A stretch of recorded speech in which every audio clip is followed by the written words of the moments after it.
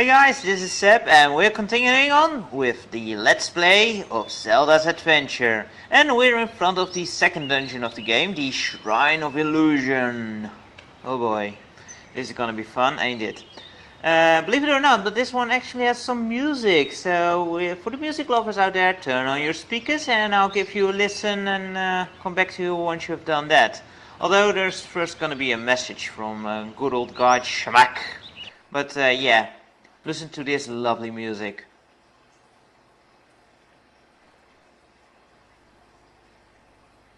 Look beyond illusion to conquer the evil Pasquinade. Deception is all around you.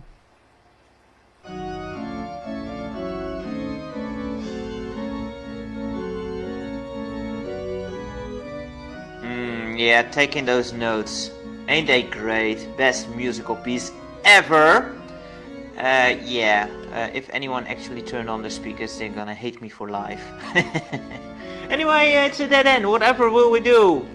Maybe just walk straight and fall through a trapdoor. Oh boy, the devious traps in this dungeon. Look at that animation. It's awesome. And now we're fighting cow dinos? I don't know. You guys tell me. Are there any dinosaur enemies in Zelda? I really can't recall. But yeah, these I can recall. These are stealthals, or at least I guess they're supposed to be stealthals. These skeleton dudes, you know, they're pretty much in every Zelda game. Here's a split, but we want to go to the left first. And fight nothing, but there's many doors, because this is the Shrine of Illusion after all.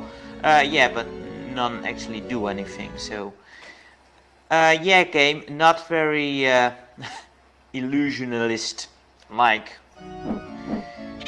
I mean, it's just background like this, and I have no idea what kind of enemy that is. Again, there are some bird enemies, so just take your pick, I guess, but it sounded like a turkey, so I'm gonna go with that. A flying turkey. Oh, the sounds of this game, just nuts. Listen to that, that sounds so horrible. Anyway, now we go over here, because the curtain opened. And we get to this fine fellow. Which requires the noise spell. He can only be heard by the noise spell. Hence why we had to go get it. If you do not get the noise spell, then you get stuck here. And I suppose most people get stuck at this part, because you really have to explore the overworld to get it. And yeah, it's not very obvious that you need it, and you need to get it. And then have the patience to try every item you have on the guy to find out that it needed. I had the fortunate, well, let me just explain this first. We need to get the dagger out, because we're gonna find some whiz ropes over here. Because again, dagger beats whiz ropes in this game. But since we have the shield, we can at least stop the shots, even though we can't deflect it back at them. At least they cannot hurt us as much. Even though I can't hurt him. How did he hit me there? I would prefer to kill you now. Thank you very much. There we go. And we get the compass, so I can show off the map of this level. But yeah, my cousin had this game back in the day, and we got stuck on that one enemy too, but he actually went all over the overworld, so we did find it out eventually. And yeah, as you can see, this is pretty much almost a straight line, this dungeon. It's, as I said, the dungeon design in this game is just pathetic. Yeah, we want to keep the dagger equipped, because we need to kill some more whiz ropes. Here we have a yeah, slippery floor. And you can actually fall in the holes here, which isn't very great, because it sends you back to the beginning of the dungeon. Let me try if I can position myself so I can hit these guys. And this is really why I wanted to get the shield before coming here, and I cannot hit him. Can I move just a bit more? Yeah, now I can hit you. Because otherwise, since the floor is slippery like so, Zelda just doesn't have much traction here, and it's kind of annoying. And their shields go over this top part, so you pretty much always get hit there, and it sucks. And it's very hard to not die, or at least seriously get hit. I still have the daggers equipped. Oh well. And yeah, I prefer they actually drop rupees when I need those. So yeah, getting the shield before going here is really advisable. So yeah, I did have experience with this game back in 1996. It was probably that we played it, or maybe even 95. I don't know. But yeah, I didn't care much for it then because my cousin only had the remote for the big, chunky CDI system, and I'm gonna skip these guys because they don't give anything. And they are a pain to kill. And I can unequip the dagger now and just go back to the wand and wave it at stuff and then make it die. How does this... I had a little talk with Matt Howlett about this yesterday, and you know, it's kind of curious. How does that work? I mean, Link has a sword and he slashes people, and Zelda gets a wand. And how do you physically attack someone with a wand? I mean, can you imagine Harry Potter going at it with his wand to hurt his enemies? And you know, just imagine the crazy stuff you can find on DeviantArt when searching for that. Anyway, we need to place the crystal ball here to progress. Also no idea what these guys were, by the way. But yeah, Link slashes people and Zelda waves people on the head, I suppose. So, you silly Gorias and you weird sound. And we get a fruit knife or something. Which is not a weapon, it's an item, and we can use it immediately to cut away through the tent there. If you do this, don't forget to equip your wand again. Here it gets really irritating that you can only have one item out at a time, because you can easily walk through there and yeah, get nowhere here with that knife. Oh, this music is awful. I'm sitting here with headphones on and it's just droning through my head, and it's driving you nuts. Look to your heart, look to your dreams. You'll find that nothing is what it seems. Thank you very much for your riddling riddles, which make no sense, and I have no idea what kind of thing that is, but it's the end boss. The what did she say again? I don't know, I forgot. It's the end boss. Hey Steffels, this is the second dark room of the game and the last one. And as you can see, it's not really totally dark. I'm not sure if it's gonna be clear on YouTube, but you can just barely see where you can walk. Oh man, this music is absolutely horrible.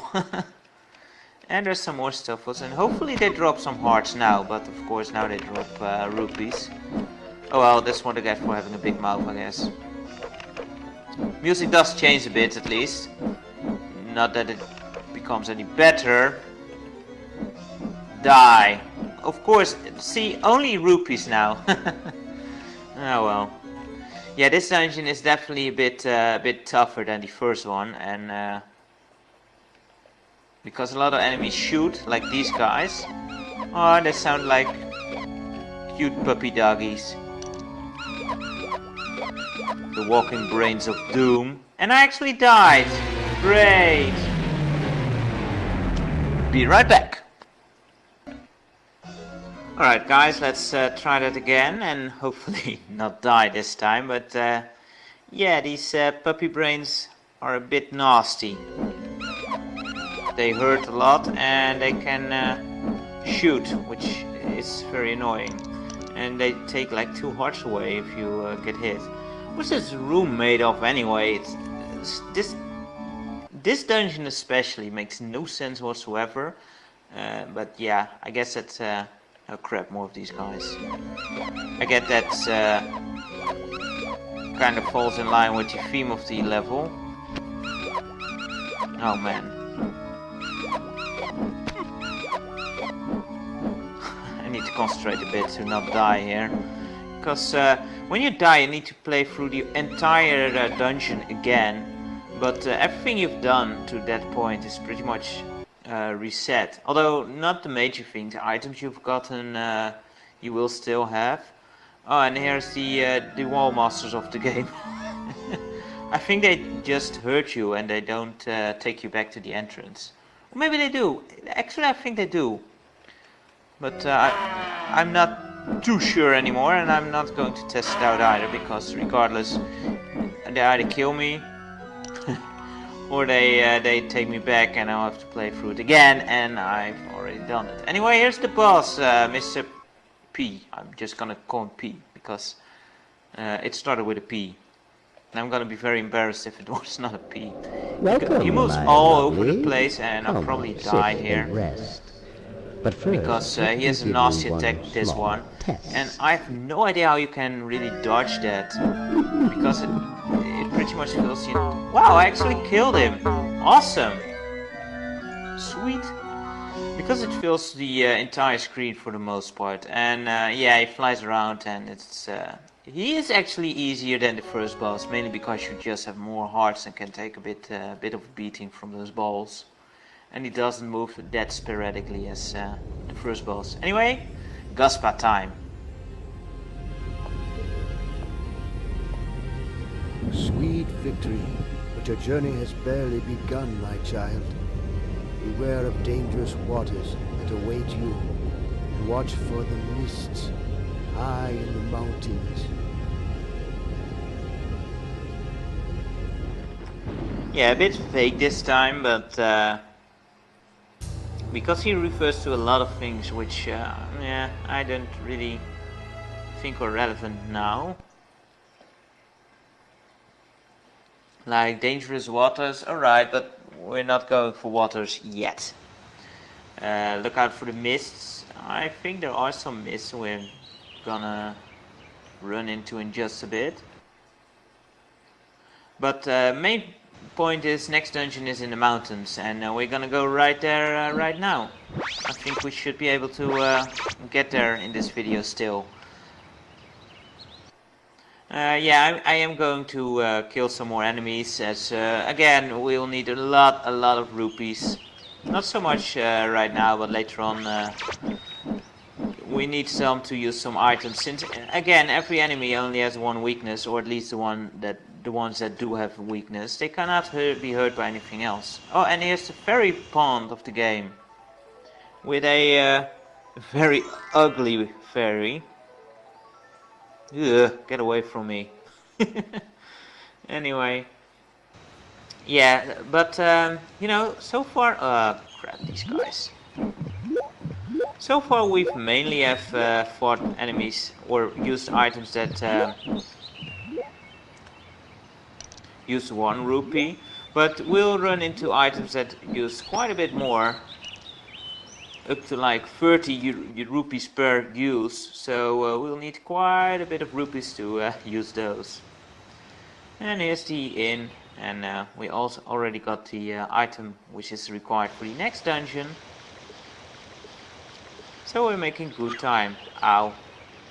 That was kind of a stupid hit to take, but oh well. Hopefully we can survive this, and I'm not gonna fall for your trickery, because there's a... See, I knew there was something behind there. Run into that thing so many times. And I'll do learn. Who says old folks can't learn new tricks, huh? Over here I think there is, yep, there's another seller for another live water if you would wish to buy one for 200 rupees. I'm gonna stay off that for now and save some rupees. That's one advantage for dying at least. You get a chance to kill enemies again and stock up on more rupees. But that's about it. In later dungeons it's not much of an advantage since you will spend a ton of rupees anyway. Oh crap, that was another stupid hit. Hopefully one of these guys will drop a nice heart. No, of course they don't. Not sure if I can grab a heart there, but let's try it. Oh, of course he drops one. Can I? Yeah, I can take it. Ah, great. Now we got some life at least. Boomerang would be handy. But yeah, not in the game. Oh, come on, you can't have boomerang in a Zelda game, right? That'd be crazy! Or bombs for that matter. That's not Zelda-like at all. No. What a broadsword is. Or a feather. Or a spell of calm. Hey, what's he miss? Hello? Greetings. Hi. I am Lonlin, and I am a farmer. I have heard of you and your quest. I am a man of little wealth, but all that I have I give you. Oh wow, that's... How much did we have? I think that's 25 he gave us, not sure. But something like that. Oh well, every bit helps.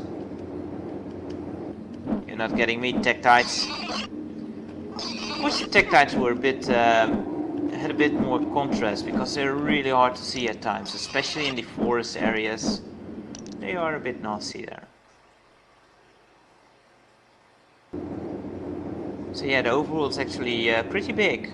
Speaking of contrast, the red birds don't do too well on this background. Ooh, nice, some hearts, sweet. This is actually a dead end, I think. Yep, it's a dead end. Another one of these places which you think would hold something at some point, but no, there's absolutely nothing here. Oh well. While I'm here, I could demonstrate one thing. I do kind of applaud the developers for having the decency to do this. Know-how games, well, let me just show you. See how Zelda is right-handed? When you turn down, she's right-handed. When you turn right, she's right-handed. And when you turn left, right-handed. Awesome. Good design. But so many games, NES, SNES, and even games today that are 2D, they just swap the, they just mirror the sprite around. And I don't know, it's just a pet peeve of mine. I just don't like that.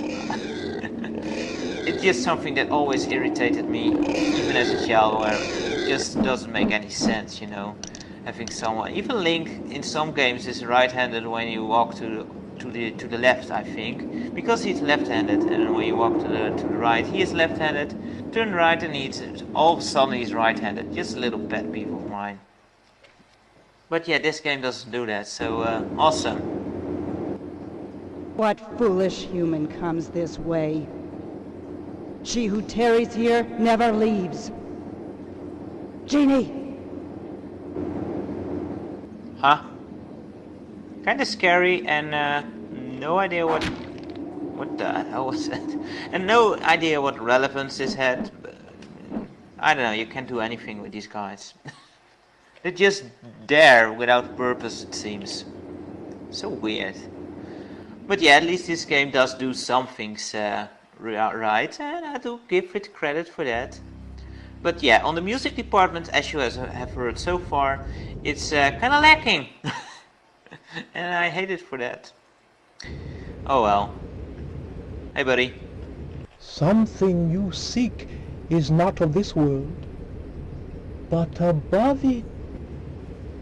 Oh really? Defeat the woman of the air. It is to the east you must go. Ah, and here I thought you were all spiritual and stuff. But you're just giving a hint where to go next. But we'll go there next time. So until then guys, take care and see ya.